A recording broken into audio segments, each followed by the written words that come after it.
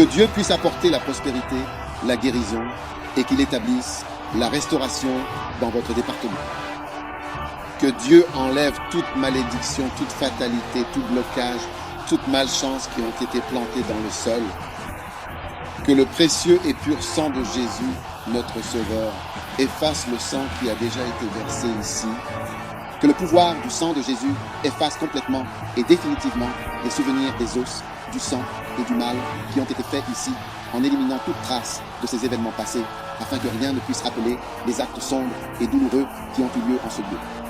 Et que la grâce et la faveur de Dieu apparaissent et demeurent dans le département de Beaune à partir d'aujourd'hui, au nom de Jésus.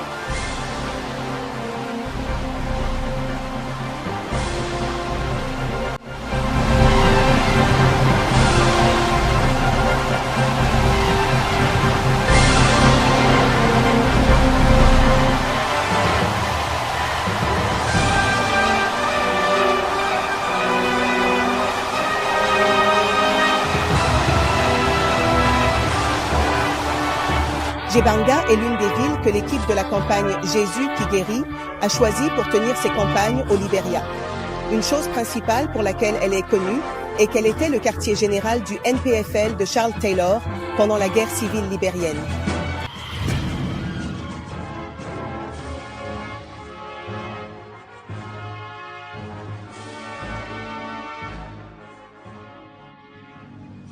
Cette guerre concerne le droit à l'autodétermination et la sauvegarde de la souveraineté de cette nation.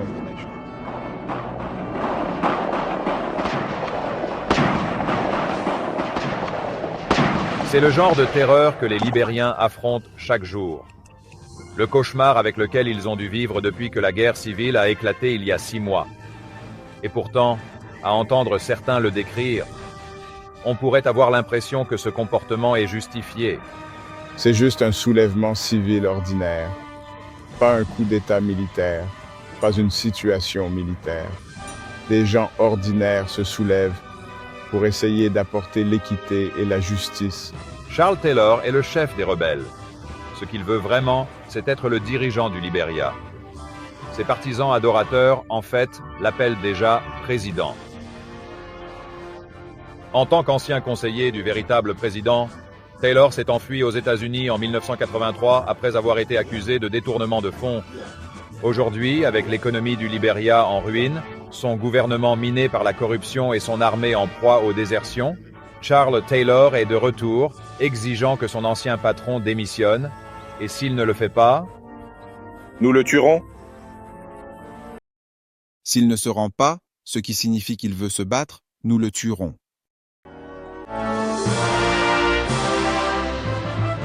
En 1997, Charles Taylor a été élu président de la République du Libéria.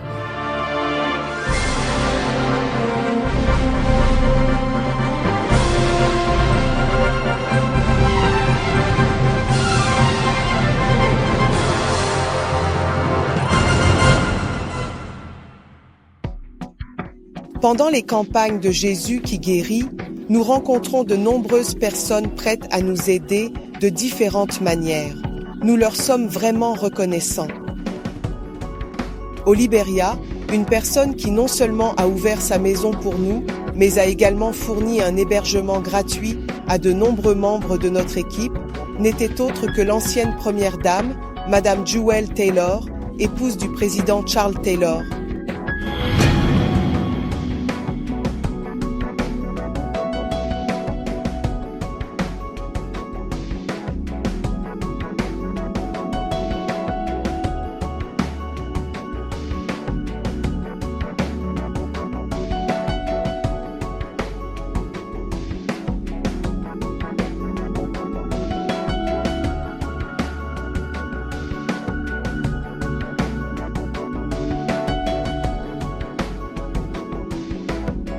Nous sommes ici même au Libéria, à Monrovia.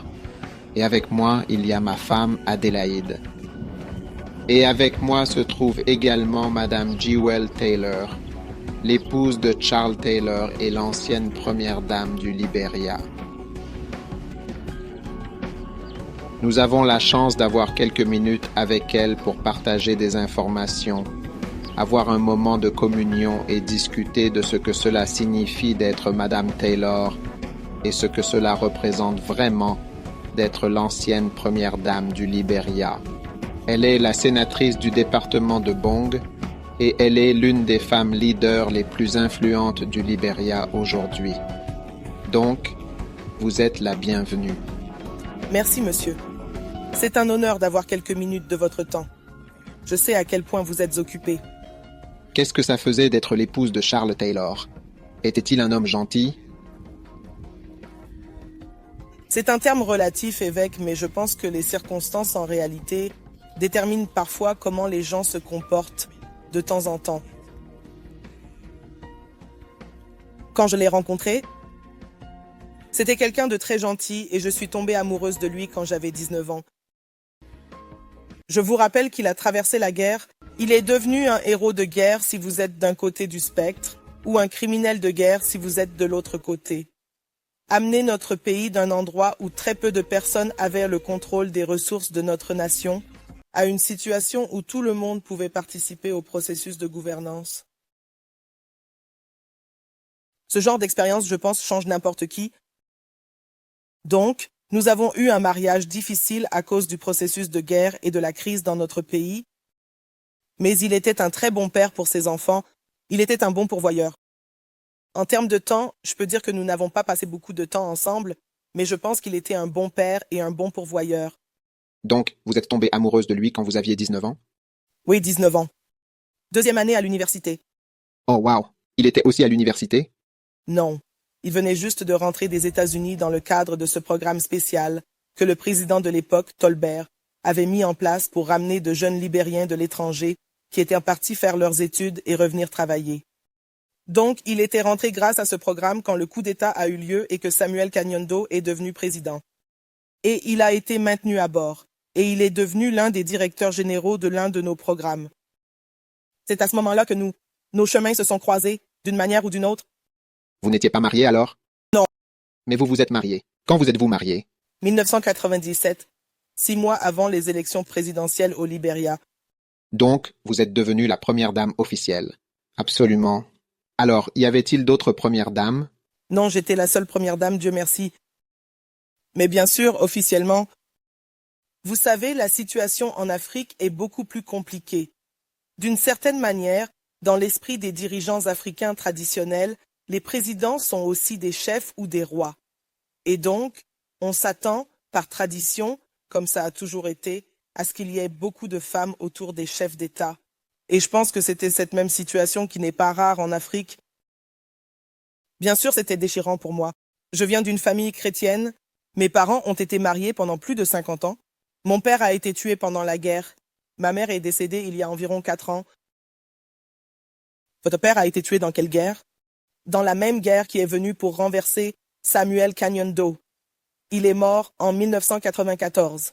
Un médecin à l'hôpital, et à un moment donné, il se disputait le territoire, et une autre faction rebelle a pris le contrôle pendant environ 30 jours, et il y a eu beaucoup de tueries.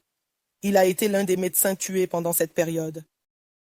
Il était au travail, et ils sont venus dire, quelqu'un leur a dit que l'église luthérienne est une installation luthérienne, avaient laissé leur argent dans le coffre-fort de l'hôpital, et donc ils devraient leur donner cet argent. Il a dit, il n'y a pas d'argent ici. Et ils ont dit, eh bien, ils mentaient. Ils ont regardé autour. Ils n'ont pas trouvé d'argent. Mais ils l'ont quand même abattu. Lui et 3 autres médecins ont été tués ce jour-là. Alors, Charles Taylor est-il chrétien? Était-il chrétien? Est-il chrétien? Était-il un chrétien né de nouveau? Je dirais qu'il était chrétien. Il n'était pas musulman. Il n'était pas athée. Je pense qu'il était chrétien, luttant avec les questions de faire les choses que la Bible nous dit à tous de faire. Qu'est-ce que ça fait exactement d'être la première dame d'un président? Je pense qu'il y a 2 types de premières dames, selon la situation dans laquelle on se trouve. Je suis sûr qu'au début de la fondation de notre nation, et quand vous regardez les vieilles photos, vous savez, il y a beaucoup de fêtes, beaucoup de plaisirs, beaucoup de voyages, beaucoup de, vous savez, le côté agréable des choses. Mais quand vous arrivez en pleine guerre et crise, c'est complètement différent. Complètement différent. Alors, tu n'as pas eu de bons moments du tout? Pas de fête? Vous avez eu un grand mariage. Et je vous rappelle, c'était avant que je me marie. Je veux dire, avant que mon mari ne devienne président. Après que nous soyons devenus présidents 6 mois plus tard, nous avons eu des guerres frontalières avec des gens qui avaient refusé d'accepter le résultat des élections. Vous savez pourquoi c'est lui le président et pas moi. Et donc, il y avait peut-être 4 ou 5 factions à différents points frontaliers, vous savez, trouvant leur chemin des choses troublantes, mais était-ce l'ONU? Mais l'ONU n'était-elle pas là à ce moment? Non, je pense que c'était une erreur de demander par mail à cette période. Pas par mail, c'était l'ECOMOG. C'était l'ECOMOG à l'époque. Le Nigeria et d'autres pays puissants avaient envoyé des forces ici et ils leur avaient demandé de partir. Oh, vraiment? Ce qui était, je crois, la première erreur. Donc ils leur ont demandé de partir. Oui, en disant, nous sommes une nation souveraine et nous pouvons gérer nos propres affaires. Donc nous n'avions pas besoin des forces de sécurité extérieures. Alors une fois qu'ils sont partis, vous savez, toutes ces choses ont commencé à s'infiltrer. Et donc, tu te retrouves avec le déplacement des gens parce que chaque fois que les rebelles arrivent quelque part, ils tuent presque tout le monde et brûlent tout. Donc, au moment où tu entendais « Oh, les rebelles sont à 3 jours », toute la ville évacuée vers la ville suivante. Et ça a continué jusqu'à ce que tout le monde soit arrivé à la cloche de Montserrado où se trouve la capitale. Donc on a dû gérer le déplacement des gens. À ce moment-là, tu ne peux pas cultiver, donc il n'y a pas de nourriture. Vous oubliez les écoles. Tout s'est donc effondré. Juste 6 mois après? 6 mois après, donc j'ai passé 5 ans et demi à essayer de résoudre ça. Bien sûr, il n'y a pas de résolution parce que le résultat final de ce qu'ils ont commencé, c'était que nous ne le laisserions pas rester président et que nous ferions tout ce que nous pouvions pour le faire partir par la force ou par les élections, là, ce qui est 6 ans plus tard. Alors, ils l'ont harcelé et ont harcelé le pays. Donc, une première dame dans cette situation, je veux dire, c'était juste une crise après une autre crise après une autre crise. Alors, as-tu été surprise par le verdict du procès à La Haye? Oui, je l'étais. Pourquoi? Et je dois parler de mon point de vue et ce que j'ai vu. Quelqu'un d'autre a peut-être vu autre chose, mais je ne peux que très bien parler de ce que j'ai vu et assisté. Et les problèmes soulevés ne concernaient pas le Libéria. Les problèmes soulevés concernaient la guerre en Sierra Leone et comment, d'une manière ou d'une autre, il aurait dû contrôler l'armée en Sierra Leone, leur disant quoi faire pour que tous les choses qui ont été faites durant cette période, les amputations et les meurtres des personnes, il en avait finalement la responsabilité parce qu'il était leur commandant. Je n'ai jamais vu une personne de Sierra Leone, je n'ai jamais rencontré une seule personne de là-bas. Mais étiez-vous avec lui tout le temps? Viviez-vous avec lui? Non. Il vivait dans une maison et moi dans une autre maison. Mais je veux dire, on interagissait beaucoup. J'ai assisté à beaucoup de réunions au cabinet et parfois, quand des gens venaient nous rendre visite, ils s'assuraient toujours que je sois là. Donc c'est ce que je dis. Autant que j'ai vu, je n'ai pas vu l'interaction que le... Alors, a-t-il été accusé d'avoir tué des gens? Il a été accusé de commander et de contrôler l'armée en Sierra Leone pour laquelle il a été tenu responsable. Pendant le procès à la fin, et j'ai écouté le verdict, je pourrais me tromper, mais je crois que les juges ont dit qu'ils n'ont pas trouvé de lien direct ou de contrôle entre lui et le RUF, mais d'une certaine manière, il était coupable de complicité parce qu'il leur permettait d'aller et venir sur notre territoire pour acheter de la nourriture et, vous savez, de traverser la frontière en toute sécurité. Son excuse était que nous avons eu une incursion sur notre gouvernement 6 mois après qu'il soit devenu président. Et le RUF a fourni un tampon où les rebelles essayaient d'entrer sur notre territoire, parce qu'il est devenu ami avec eux, avec le RUF, ne traversant pas. Mais bien sûr, la frontière libérienne est vraiment poreuse, et le long de tous les pays avec lesquels nous avons des frontières, vous pouvez juste traverser la forêt, et vous savez, traverser un petit ruisseau, un petit lac, et vous vous retrouvez en Guinée, ou vous êtes en Sierra Leone, vous êtes en Côte d'Ivoire, ou vous êtes en Guinée, et donc, ils l'ont tenu responsable de toutes les atrocités et cruautés commises en Sierra Leone dans le cadre des lois et droits pénaux internationaux qui maintenant, vous savez, affectent de nombreuses nations. Donc en ce moment, il est en prison? Oui, en attente d'un appel de la chambre d'appel que je pense... Que ressentez-vous pour lui? Ça doit être dur en prison. J'aimerais penser que c'est le cas. C'est quelqu'un qui aimait être dehors. C'était quelqu'un qui aimait être dehors. Ce n'était pas quelqu'un qui restait assis dans une maison Donc, j'imagine à quel point c'est difficile de rester assis au même endroit. Dans quel genre de prison est-il maintenant? Une prison de l'ONU. Vous savez, les prisons de l'ONU sont différentes des prisons normales, parce que pendant que tu es dans cette prison, tu n'as pas encore été jugé coupable. Donc tu as, vous savez, des commodités qui... Est-ce comme une maison? Non, c'est vraiment une prison. C'est un complexe pénitentiaire, mais je n'y suis jamais allé. Mais vous savez, il y a des photos de ça sur Internet. C'est juste que c'est une prison, mais elle a beaucoup de commodités que vous n'aurez peut-être pas dans une prison ordinaire. Donc il peut voir des gens, car les rumeurs disent qu'il a eu un enfant en prison. Oui, et il y en a d'autres. Il n'a pas eu cet enfant avec vous? Non, ce n'était pas moi, ce n'était pas moi. Non, ce n'était pas moi. C'était le plus jeune enfant. Mon plus jeune a 17 ans. Et le plus jeune enfant qu'il a, je pense qu'elle a environ 3 ans maintenant. Mais je ne l'ai pas vue. Je pense qu'elle a environ 3 ans. Comment les gens du Liberia te voient-ils maintenant que Charles Taylor est parti? Étaient-ils contents du verdict? Comment se sentaient-ils? Je ne pense pas que les Libériens en tant que tels étaient contents du verdict. Étaient-ils très mécontents à ce sujet? Très mécontents à ce sujet. D'une certaine manière indiquant si c'était une histoire libérienne. Et peut-être que ça aurait du sens, mais ce n'était pas à propos du Liberia de bien des façons. C'était une histoire sierra-léonaise. Le gouvernement soutient-il le fait qu'il soit en prison ou aimerait-il qu'il soit libéré? Quelle est la position du gouvernement à ce sujet? La position officielle de notre gouvernement est que cette affaire est une affaire internationale pour laquelle nous n'avons aucun intérêt. Et donc, ils ne sont pas impliqués. Les autres pays, je pense, auraient eu leurs ambassades qui le surveillaient et suivaient le processus pour s'assurer qu'il avait, vous savez, un procès équitable, mais ils ne se sont pas impliqués. Nous avons été vraiment détachés de tout processus. Comment est votre relation avec la présidente? Bien mieux qu'avant. Vous pouvez imaginer en 2005, nous entrons dans les élections, je gagne mon siège, et ensuite elle se présente pour le second tour contre George Weah. Donc, en tant que nation, nous devons décider. Et je pense toujours que c'est fou, mais les Libériens ont inventé cette chose et ils disent, eh bien, nous devons choisir entre deux mots. Comment peut-on choisir entre deux mots?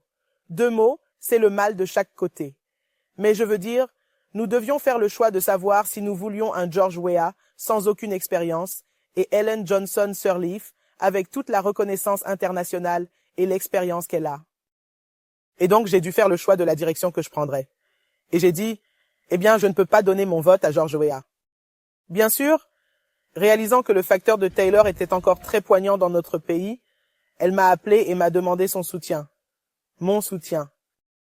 Et elle a envoyé des gens me voir d'abord, vous savez, pour savoir si elle pouvait me donner son soutien. J'ai dit, eh bien, si la présidente veut mon soutien, elle doit m'appeler pour que nous puissions discuter. J'ai peut-être des questions que je veux poser.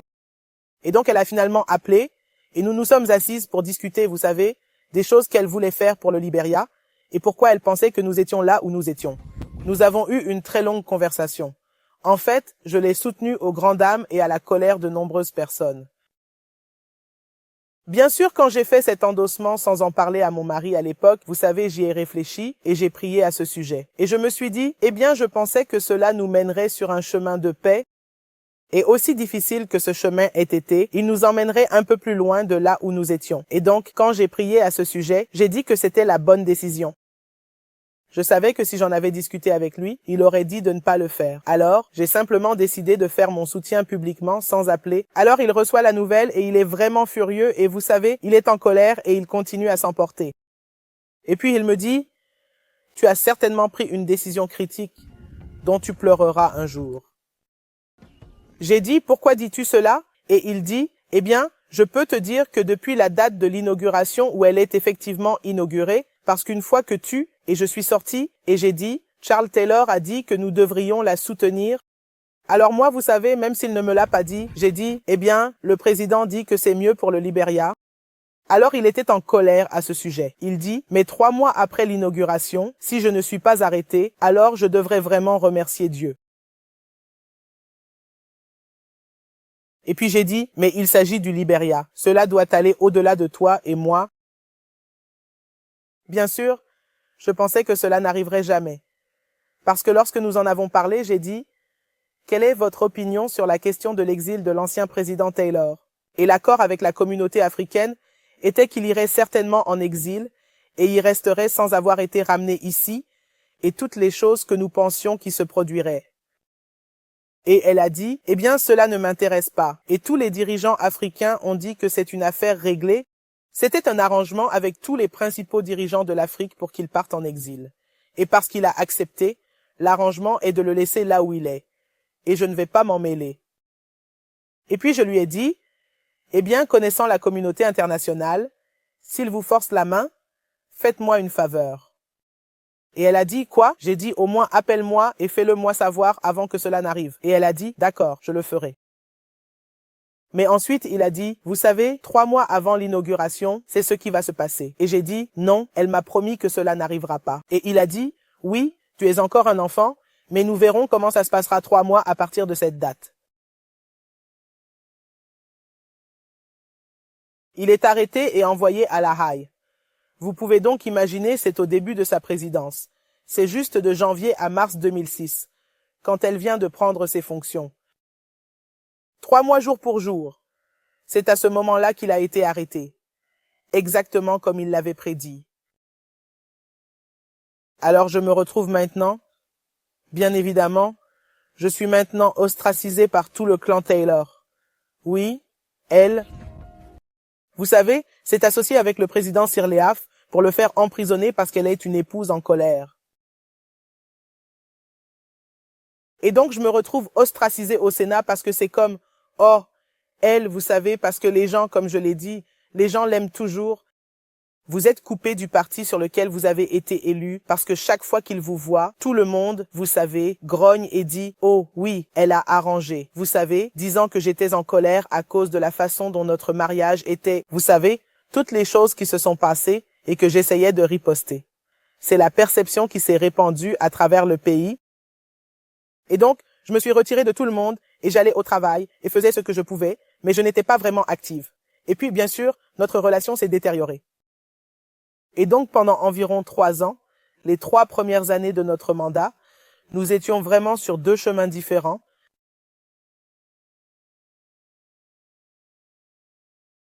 Quand vous réalisez que vous faites partie d'un gouvernement et que quelque chose se passe, je serai également tenu responsable. Alors, après une longue lutte avec tous les démons intérieurs et en essayant de comment expliquer que je n'étais pas impliqué, cela n'avait pas d'importance. Les gens ont cette perception et c'est ce qu'ils ont retenu. Donc, cela a été un processus assez difficile pour moi. Mais après un certain temps, vous devez assister à des réunions et parfois la présidente convoque la législature. Vous devez interagir avec respect comme il se doit. Donc, après un certain temps, nous sommes devenus un peu plus proches et avons créé quelques affinités au point que nous avons convenu de travailler ensemble dans l'intérêt de notre pays. Et je pense que c'est là où j'en suis. Quelle est la différence entre le travail en tant que première dame et le travail en tant que sénatrice? Traditionnellement, parce que les premières dames sont les épouses des présidents et des chefs d'État, je pense que le travail tourne autour de l'exécutif. Vous savez, organiser des déjeuners et, vous savez, dans une situation normale, faire en sorte que le président, ses invités et les réunions se déroulent bien. Je pense que c'est ce qu'une première dame normale fait, mais j'ai été forcé de sortir de cela parce que nous n'avions pas ces situations normales pour vraiment aller là-bas. Et j'ai formé cette équipe spéciale pour fournir de la nourriture et des fournitures d'urgence aux camps de déplacés. Donc, j'allais chaque mois dans différents endroits pour m'assurer que tout ce que nous envoyions, vous savez, atteignait certaines zones où nous devions intervenir. Donc, j'ai dû m'impliquer dans quelque chose de complètement différent. Ce qui est différent maintenant, c'est que, bien sûr, nous avons la paix, mais les luttes avec... La réalité du niveau de pauvreté est vraiment incroyable, tout simplement très accablant. Alors, qu'est-ce qui, selon vous, a contribué à votre survie à travers toutes ces épreuves dans la vallée? Juste la grâce de Dieu. Juste la grâce de Dieu. Juste la grâce de Dieu. Parce que j'ai frôlé la folie et qu'il suffit d'un appel de quelqu'un disant « ne fais pas ceci ou ne fais pas cela » pour te ramener en arrière, puis quelque chose d'autre se produit et te ramène encore en arrière. Cela a été une danse d'aller-retour. Que fais-tu maintenant? Que faites-vous exactement? Eh bien, je suis sénateur pour le 3e plus grand département de mon pays, représentant le cœur de ma nation. Mais tout d'abord, vous êtes seul maintenant. Oui, vous vivez seul. Votre mari n'est pas ici avec vous. Cela ne doit pas être facile. Je l'ai fait pendant un certain temps. Mais c'est maintenant une situation différente dans laquelle je suis pleinement engagé avec le développement et les initiatives de paix dans mon pays, en essayant d'avoir un impact positif afin qu'un jour l'histoire ne retienne pas seulement toutes les choses négatives, mais qu'il y ait aussi des choses positives qui soient issues de ce nom de famille que je porte. Et donc, j'ai plus qu'une double responsabilité de travailler un peu plus dur que la plupart des gens. Ainsi, j'essaie de mon mieux avec la grâce de Dieu pour... Alors, que faites-vous exactement pour aider? En tant que sénateur de mon département, je représente les habitants du département de Bong. Je suis dans la législature nationale. Je suis membre du comité des voix, moyens, finances et budget. Nous examinons donc le budget national et allouons des fonds pour améliorer la vie de notre peuple, l'éducation, la santé, les travaux publics, le gouvernement civil et tout cela. Et donc, je suis une partie essentielle de ce comité. Alors, faites-vous vraiment partie du gouvernement maintenant? Oui. Faites-vous partie de ce gouvernement? Oui, exactement. Notre gouvernement est divisé en 3 parties, le judiciaire, le législatif et l'exécutif. L'exécutif, dirigé par le président, est l'exécutant. Ils mettent en œuvre tous les programmes pour lesquels nous allouons de l'argent. Ainsi, les 3 parties forment en réalité un seul gouvernement. Donc, je fais partie de ce gouvernement. Qu'est-ce qu'un sénateur? Eh bien, il y a 2 chambres. La chambre basse, nous sommes 30 membres dans la chambre haute, et nous devons approuver toutes les décisions que le gouvernement prend. Donc, s'il y a un accord MDA avec Metal Steel ou China Union, après que la branche exécutive l'examine et dise « Eh bien, c'est quelque chose de bon pour le Libéria », ils le présentent à notre Sénat et nous l'examinons. Et si c'est en ordre, nous le faisons passer. Et ensuite, nous supervisons pour nous assurer que les choses promises dans les accords sont effectivement réalisées. C'est donc une partie de ce que nous faisons. Mais lorsque nous allouons de l'argent, que ce soit pour les écoles, les routes ou les hôpitaux, il y a différents comités, environ 23 comités, qui doivent examiner la santé. Par exemple, nous avons donné 43 millions de dollars du budget l'année dernière. Où sont les écoles qui sont en train d'être construites? Où sont les cliniques qui sont en train d'être construites? Où sont les infirmières qui sont en train d'être formées? Parce que nous avons perdu une grande partie de notre population formée pendant la guerre. Beaucoup de nos infirmières, médecins et professionnels sont dans la diaspora. Beaucoup d'entre eux n'ont pas accepté de rentrer chez eux parce que quand vous arrivez à Monrovia, vous n'avez pas suffisamment de lumière, vous n'avez pas d'eau courante, vous n'avez pas d'endroit où vos enfants peuvent aller à l'école et recevoir une éducation décente. Ils se sont donc habitués aux plaisirs de l'Occident et donc ils ont décidé qu'ils ne voulaient pas venir. Nous devons maintenant former tout un nouveau segment de personnes. C'est ce qui rend notre travail un peu difficile, parce qu'il faut presque 8 ans pour former un médecin. L'école de médecine envoie peut-être 2 ou 3 médecins chaque année. L'école de médecine envoie 2 ou 3 médecins par an. Parce que c'est un processus long et épuisant, surtout après la guerre. Donc, vous savez, les gens doivent s'assurer qu'ils savent ce qu'ils font. Donc, vous avez 15 départements et vous avez 4 millions de personnes. Pouvez-vous imaginer 3 ou 4 médecins? Cela rend les choses assez difficiles. Donc, le processus de développement est un peu lent, parce que nous devons simplement reformer tout le monde. Donc vous avez le Sénat, qui est la chambre haute. Oui. Quelle est donc la chambre basse? La Chambre des représentants. D'accord. Qui est donc membre du Congrès? Oui. Et il y en a environ 79, je pense. D'accord, je vois. Et nous sommes 30, 2 sénateurs par département, et nous en avons 15. Alors, pouvons-nous maintenant vous tenir responsable en tant que membre du gouvernement? Bien évidemment. Pouvons-nous poser des questions? Bien sûr, parce que je fais partie du gouvernement. Il n'y a aucun moyen de m'en détacher. Il pourrait y avoir des choses qui se passent sur lesquelles je n'ai pas un contrôle absolu, mais nous en faisons partie. Selon vous, qu'est-ce qui assurera la prospérité au Libéria? De quoi a besoin le Libéria? Je veux savoir ce que vous pensez. Je pense que nous avons besoin de Dieu. Nous avons besoin d'une véritable révolution de l'esprit et de l'âme. Et je ne m'assierai pas ici à penser autrement parce que je crois que ce n'est pas en notre pouvoir en tant que simples humains de faire le type de travail nécessaire pour transformer notre nation. Cela va nécessiter la grâce de Dieu, mais nous devons aussi nous diriger dans cette direction et faire ce que nous devons, car la grâce de Dieu ne viendra pas dans le vide, elle viendra dans un endroit où les gens sont alignés sur ses desseins et sa volonté, et où nous sommes prêts à faire les sacrifices qu'il veut que nous fassions Et si nous n'atteignons pas ce point, nous tournerons en rond sans avoir d'impact et nous dépenserons de l'argent. Notre budget est passé de 50 millions de dollars en 2003 à presque 600 millions aujourd'hui, mais vous ne pouvez toujours pas voir l'impact et ce n'est que l'argent du gouvernement. Il y a beaucoup plus qui vient de la communauté internationale dans les différents secteurs. Il pourrait donc dire qu'ils ont donné 1 milliard de dollars par an au Libéria au cours des 5 dernières années, mais vous ne le voyez toujours pas. Il y a quelque chose qui ne va pas. Et je pense que c'est lié au fait que, vous savez, nous sommes en fait loin de ce que Dieu veut que nous fassions.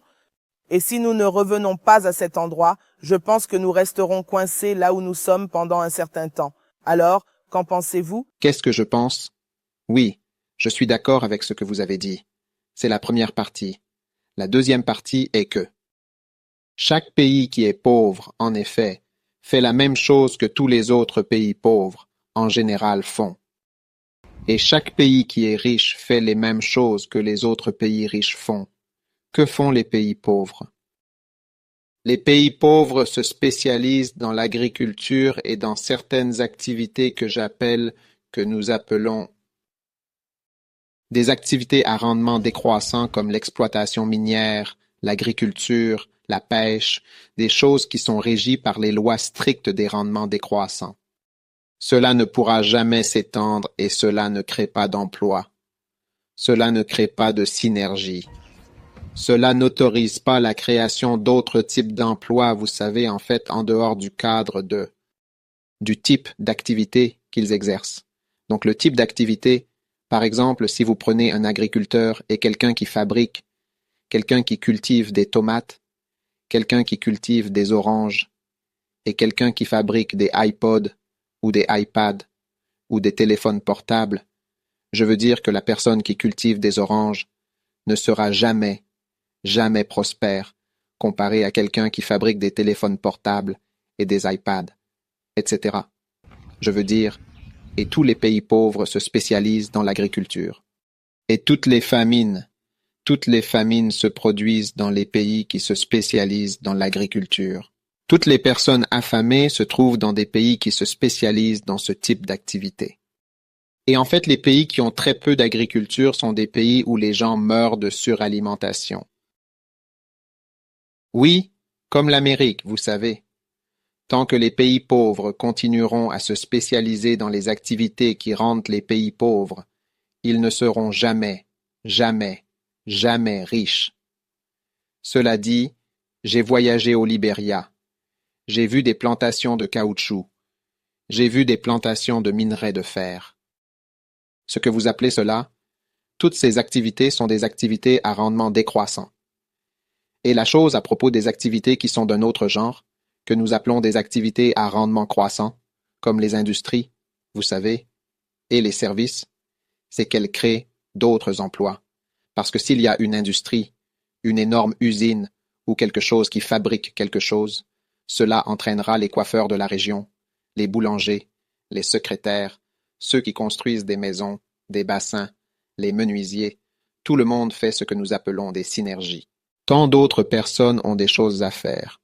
Ainsi, tous les pays pauvres font la même chose. Partout en Afrique, ils font cela. Et jamais ne se lèvent. Maintenant, les pays occidentaux le savent, et ils nous permettent d'importer tout, et nous ne produisons rien, vous savez. Donc, personne n'a jamais pu prospérer en faisant ce genre d'activité. C'est comme avoir des enfants et dire à mon enfant, « Je veux que tu sois un nettoyeur. Tu seras un agent d'entretien. Tu seras un agent de sécurité. Tu seras n'importe quoi. » Et tu dis à d'autres, « Je veux que tu sois informaticien. Je veux que tu sois médecin. Je veux que tu sois avocat. » On peut dire, d'après le type d'activité dans laquelle ils sont engagés, que ce groupe va être pauvre et que ce groupe va être riche. C'est la même chose avec les pays riches et les pays pauvres. On peut dire, d'après le type d'activité auquel ils s'engagent, que ce pays sera pauvre à cause de la nature de ses activités. Ces activités ne créent pas de richesse. Ils ne créent pas de richesse. Vous vous contentez de l'utiliser. Cela crée simplement un très petit secteur qui produit ce qu'ils produisent. Et puis, c'est soumis au marché, les marchés qu'ils appellent des marchés parfaits. C'est tellement parfait que le prix des oranges que vous produisez Vous vous réveillez le matin, vous lisez un journal et vous découvrez qu'il y a tellement plus d'oranges en Côte d'Ivoire. Beaucoup plus d'oranges sont venues de Guinée. Ainsi, le prix de l'orange a baissé. Et bien que vous ayez eu la meilleure récolte cette année-là, vous constatez que vos oranges, votre énorme récolte d'oranges, se vendent à un prix très, très bas. Ainsi, vous pourriez obtenir encore moins d'argent pour votre récolte d'oranges cette année-là, car ces activités à rendement décroissant sont soumises à ces marchés parfaits. Mais l'homme au Japon qui fabrique des Land Cruisers et des Toyota, lorsqu'il se réveille le matin, ses produits sont soumis à des marchés qui sont des marchés imparfaits. Et cela signifie qu'il peut déterminer le prix de sa Toyota. Il dit « Wow, vous voulez que le prix de ma Toyota baisse? Pas question. Je l'augmente de 10 000 $. Et vous n'en voulez pas? Je le garde dans mon usine. Cela ne vieillit pas. Contrairement à vos oranges, qui pourrissent, et vos tomates, qui pourrissent, que vous devez vendre à un prix inférieur. Donc, vous voyez, le pays est certainement et forcément soumis aux lois de fer de rendement décroissant. Tout va diminuer. Tous les matériaux vont s'épuiser. La terre cessera de produire. Je pouvais voir qu'ils ont replanté beaucoup de plantations de caoutchouc parce que, évidemment, les vieux EVAs ne fonctionnaient pas. Donc, tout cela ne produit rien. La mer se vide. Les poissons se font de plus en plus rares. Les mines s'épuisent. Ainsi, ces lois des rendements décroissants ajoutées aux lois des marchés parfaits, qui ne font que changer les prix des forces de tout le pays, plus l'absence de synergie, l'absence d'autres emplois. Par exemple, un coiffeur à New York gagnera peut-être 25 $ pour vous couper les cheveux. Un coiffeur ici gagnerait moins d'$1. Oui. Parce qu'il est en fait le coiffeur d'un ouvrier d'une plantation de caoutchouc.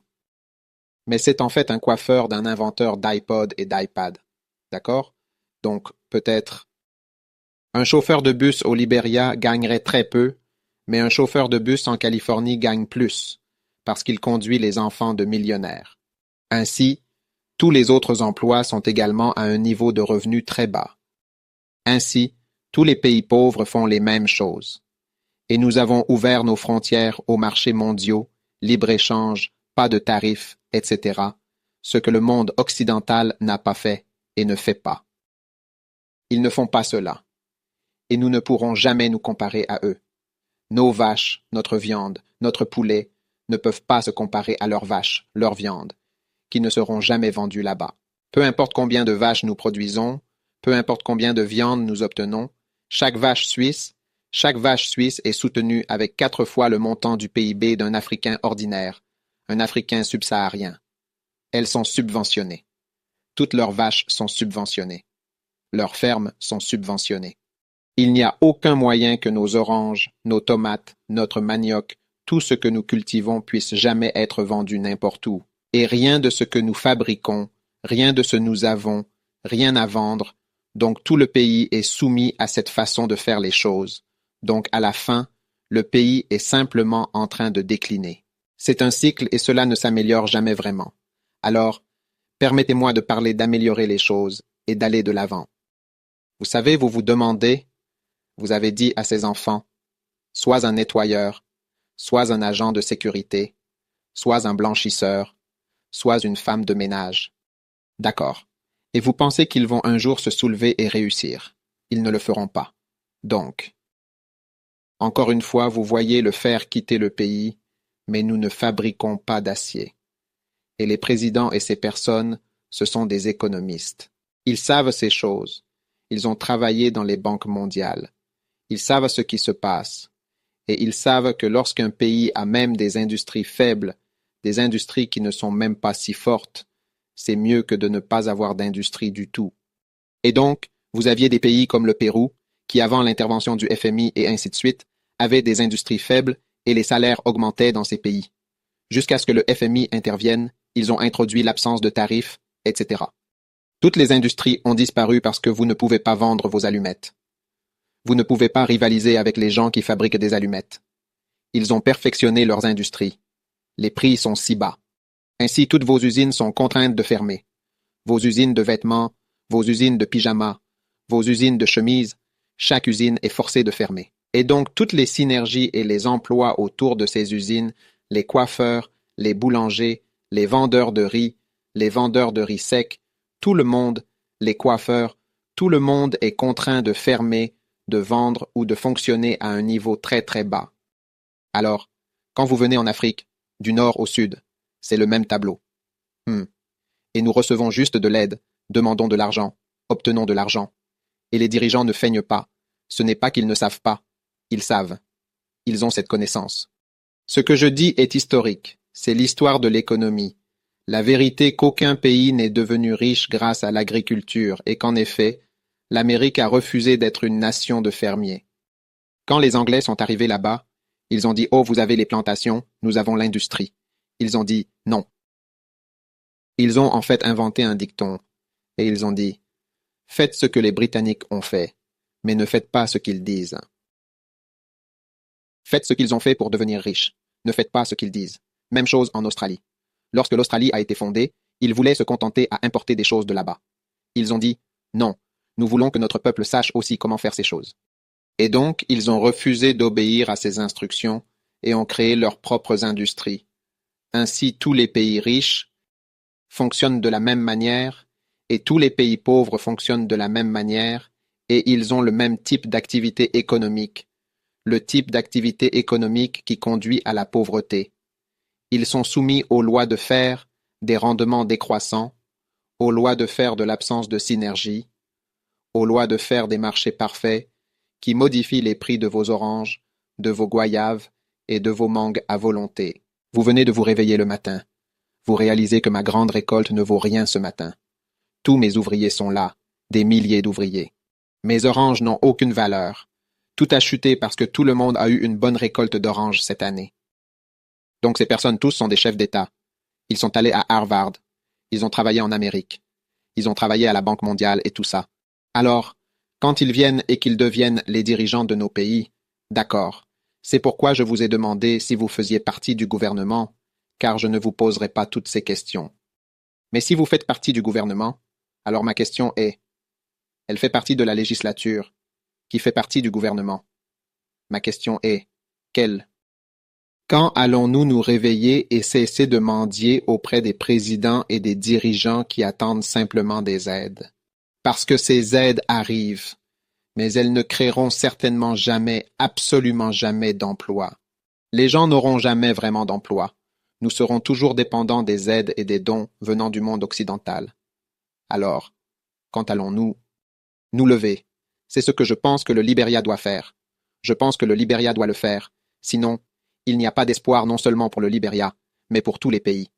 Nous allons commencer à faire des choses comme vous l'avez dit. Oui, je sais. Vous devez examiner nos systèmes scolaires, ce qui est peut-être à court terme, c'est là que nous devons regarder au milieu de tout cela.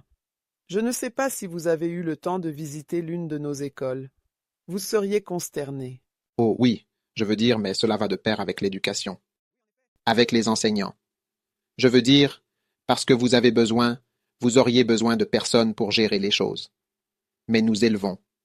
Quel travail vont-ils faire quand ils finiront l'école, quand ils finiront l'université? Prince Johnson m'a dit que 85% des gens au Libéria sont au chômage, alors que vont-ils faire? Donc, c'est comme si vous obteniez votre diplôme universitaire. Que faites-vous? Où je ne vois aucun travail, je veux dire, vendre des affaires. Bien sûr, ils font de la sociologie et toutes sortes de choses folles, ils ne font pas, très peu d'enfants sont dans les départements d'ingénierie. Je n'ai pas vu depuis longtemps de nouvelles innovations, que de jeunes enfants se réunissent même pour créer quelque chose. Cet esprit entier n'est pas... Mais pourquoi ne pas refuser? Alors, ils nous ont fait les agriculteurs ici. Donc, nous cultivons le caoutchouc. Oui, ensuite ils gagnent l'argent. Ensuite, ils gagnent l'argent là-bas. D'accord. Nous exploitons le minerai de fer. Ils fabriquent l'acier. Ils le ramènent encore. Et ils le ramènent encore. Et puis, en fait, ils nous le jettent. Et c'est ce qui s'est passé en Angleterre sous le règne du roi Henri VII. Il a dit que personne ne devrait certainement exporter de coton. Sous sa forme brute, oui, personne. Et il a fait une loi. Et ils allaient même introduire la peine de mort pour l'exportation de la matière première. Et cela a forcé les Britanniques à fabriquer eux-mêmes des vêtements. et cela a créé de la richesse. Et la raison était que lorsqu'il était enfant, il a été envoyé en Europe. Et là, il a découvert que les boulangers étaient plus riches. Les barbiers étaient plus riches. Les gens ordinaires semblaient être plus prospères. Et ils fabriquaient des vêtements. Et c'était l'industrie qui existait à cette époque. Ils fabriquaient des vêtements. Ils avaient une industrie. Alors, quand il est devenu roi, il a dit « Non, nous devons fabriquer, parce que les agriculteurs et les gens qui vivent dans et autour des fermes sont tous pauvres. » Et tout le monde était pauvre en Angleterre.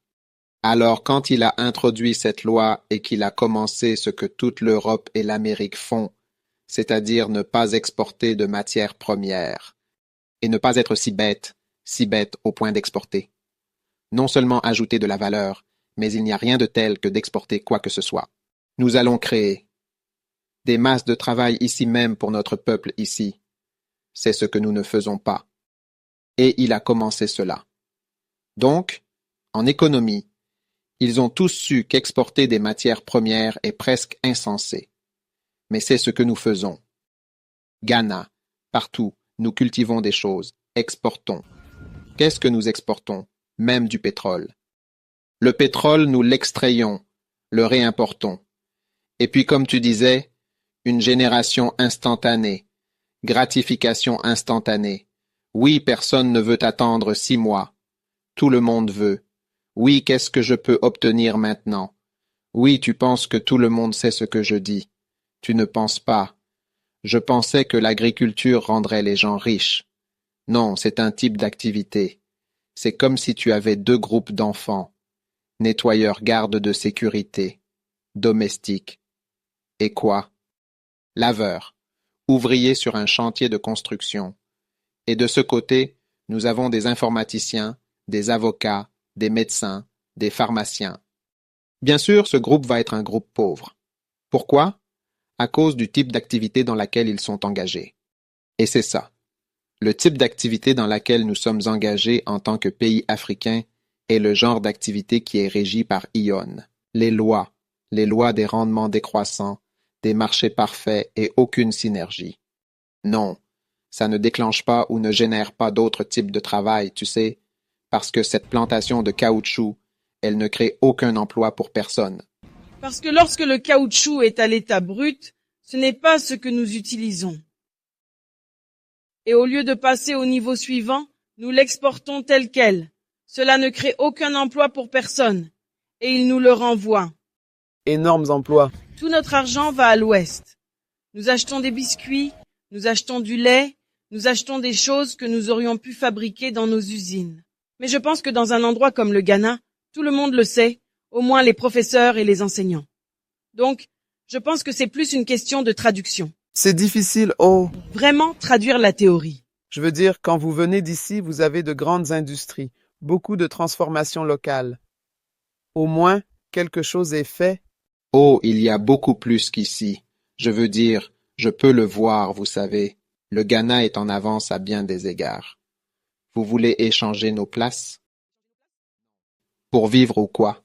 Je pense que le Ghana viendra ici et ensuite nous viendrons ici. Ils essaient. Le Ghana n'a pas non plus connu de guerre. Ils essaient par la grâce de Dieu. Ils ont eu des coups d'État. La guerre vous retarde aussi.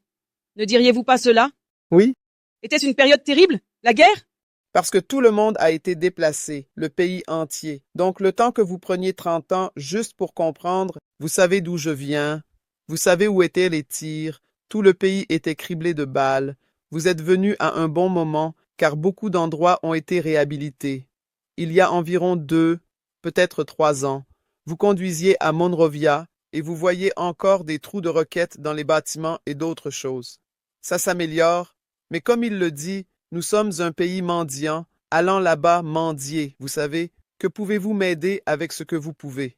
L'argent arrive et nous le mettons dans des choses qui n'ont aucun effet d'entraînement. Nous achetons des voitures, nous partons en vacances et nous achetons du carburant pour les générateurs. Vous savez, ces choses qui n'ont aucun retour. Il n'y en a pas un et cela remplit les poches des autres. Il n'y a pas une seule industrie, pas une seule personne. Il n'y a aucune de ces activités dont je parlais de ce côté-là du tout. Donc, à cause de cela, il n'y aura rien. Alors nous avons vu les chemins de fer. Nous avons vu le minerai de fer sortir. Et nous voyons cela. Oui, et c'est tout un investissement. Vous pensez qu'il y a de l'argent pour la nation, mais il n'y a rien. Quand je l'ai vu, mon cœur s'est brisé.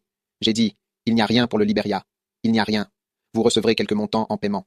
Mais c'est un saut dans tous les sens. C'est un type d'activité. Et cela recouvre tout le pays de pauvreté. Et les dirigeants de nos pays connaissent ces choses. Mais vous voyez, la sagesse est la capacité d'appliquer la connaissance. La connaissance de ce que vous avez appris à l'école, mais comment l'appliquer pratiquement au Liberia après la guerre, c'est la sagesse. C'est la définition de la sagesse dans le dictionnaire. C'est la capacité d'appliquer les connaissances que vous avez acquises, l'expérience, le savoir-faire. Et c'est ce qui se passe quand les gens arrivent là-bas. Vous savez, c'est comme comment appliquer ce que j'ai appris à Harvard, vous savez. Donc, de toute façon, parfois quand je rencontre ceux d'entre vous qui sont au gouvernement et en politique, en fait, je déborde de questions comme « Quand allons-nous faire, vous savez, certaines choses ?» Nous sommes dans une situation vraiment critique et je pense que votre visite nous rappelle simplement où nous en sommes, aussi précaire que cela soit, et où nous devons revenir. Et je tiens à vous remercier vraiment, au nom des habitants du comté de Bonn en particulier, car nous avons été bénis par votre présence. Mais bien sûr, au nom du peuple du Liberia, ceux qui ont eu l'occasion d'interagir lors des croisades et les leaders chrétiens qui ont eu l'occasion de s'asseoir et écouter vos enseignements en espérant que cela les influence pour qu'ils puissent continuer à faire ce qu'ils doivent faire pour la grande communauté. Je suis vraiment reconnaissant que Dieu nous ait offert une opportunité aussi unique de votre présence et nous sommes reconnaissants. Nous invitons l'honorable Jewel Taylor à venir nous saluer. Acclamez très fort pour Jésus.